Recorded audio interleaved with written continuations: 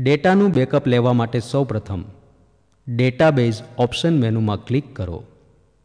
ત્યારબાદ backup database આ menu click કરવાથી ડેટાનું બેકઅપ લેવા માટેનું ફોર્મ ખુલશે. ડેટાનું બેકઅપ લેવા માટે પ્રથમ બટન પર ક્લિક કરતા નવું ફોર્મ ખુલશે.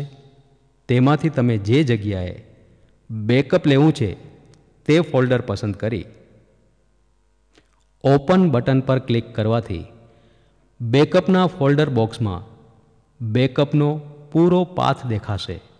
ત્યારબાદ બેકઅપ બટન પર ક્લિક કરવાથી બેકઅપની પ્રોસેસ ચાલુ થઈ જશે.